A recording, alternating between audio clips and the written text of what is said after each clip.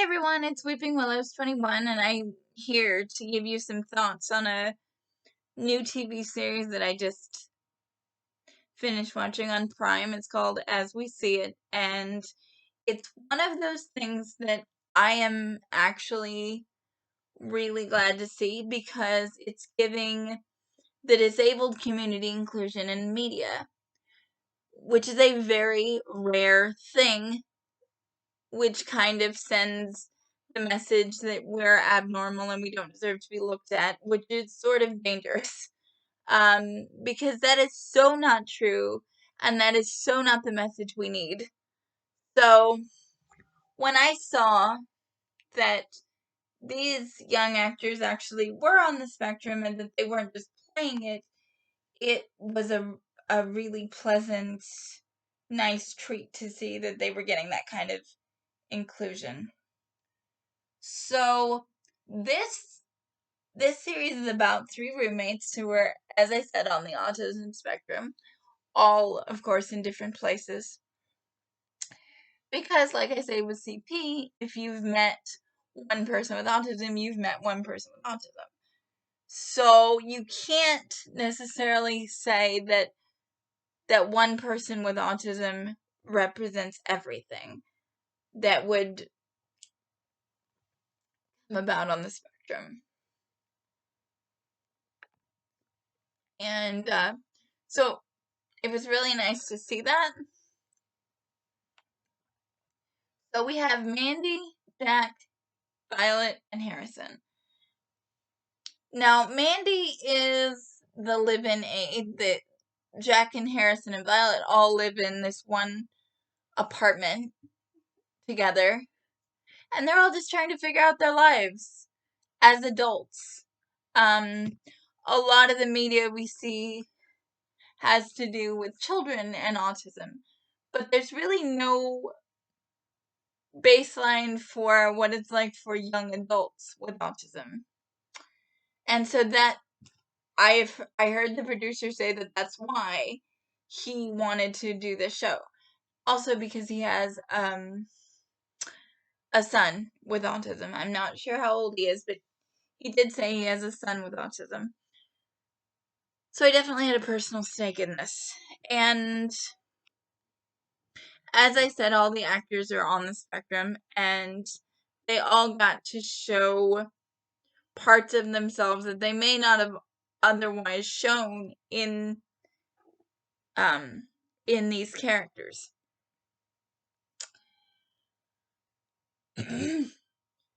So Mandy is just kind of helps them out and checks in with them and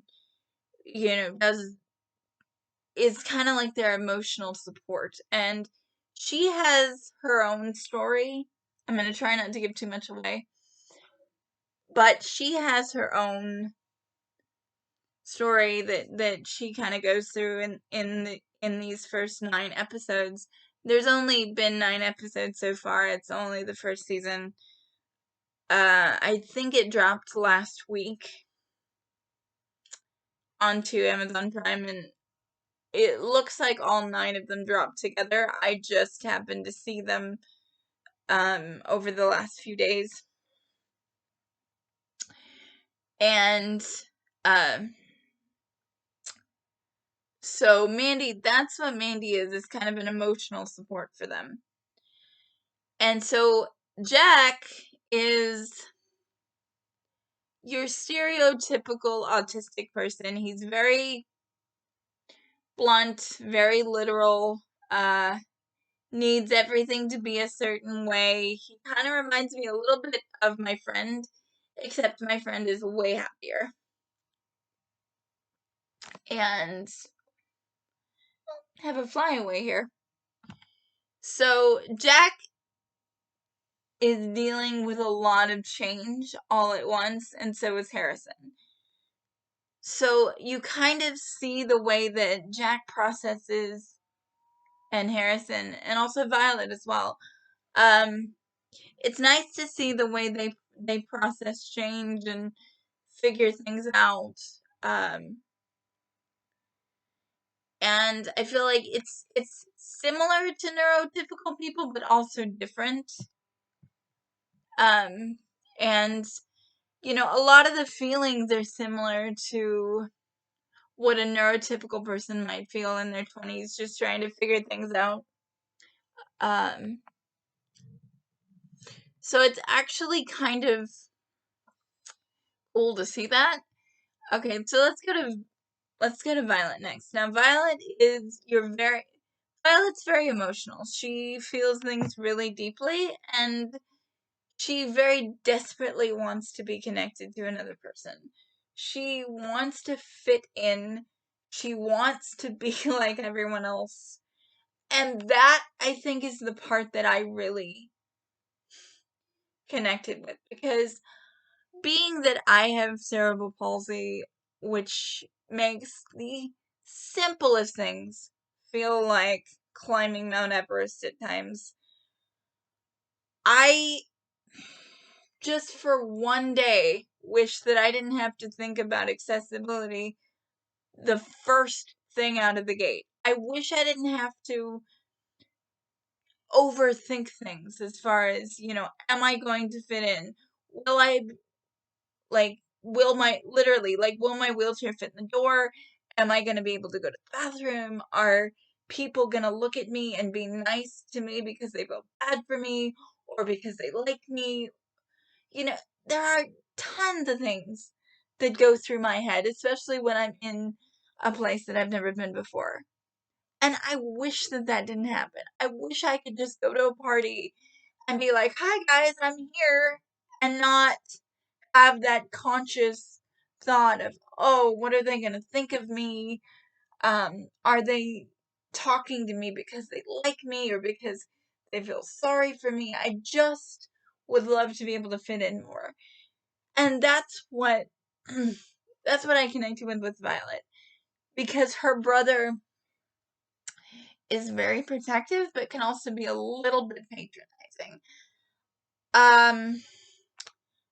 The one thing I've noticed about being a disabled adult is that there's a fine line between protection and patronizing. I kind of feel like sometimes well-meaning people can patronize us without meaning to.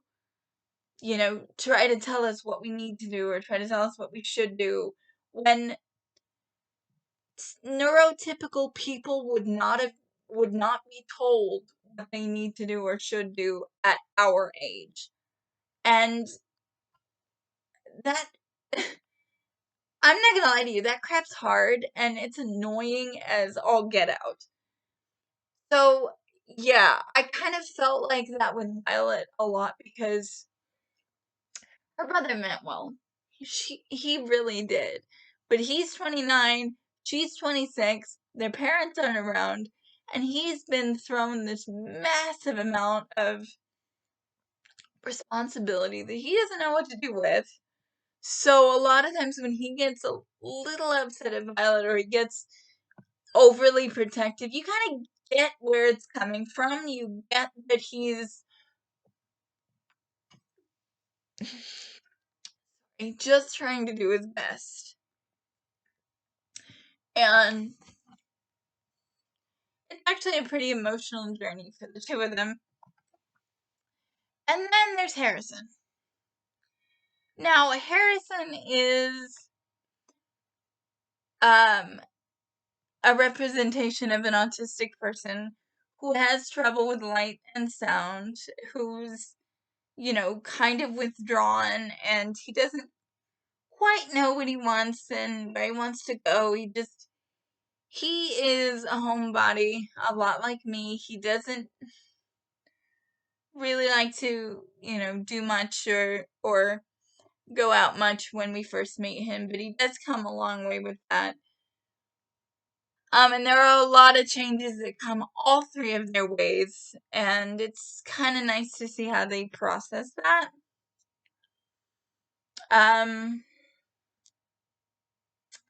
But all in all, I think they did really well. And I really want to see more of their stories. But there was one thing that I found a little bit annoying with Harrison, and not in relation to Harrison specific, but just something that his parents didn't tell him that I feel like he should have been told. And, like I said, I don't want to spoil anything for you. In case you want to check it out. Oh, sorry, I can't get my head to stop moving for some reason, you guys. But, anyway, I just wanted to give you my thoughts there, and I'm really hoping there's a second season because I want to see more of their stories. I've been rambling for close to 11 minutes now, so I am going to say ciao, and I will see you in the next one. Bye, guys!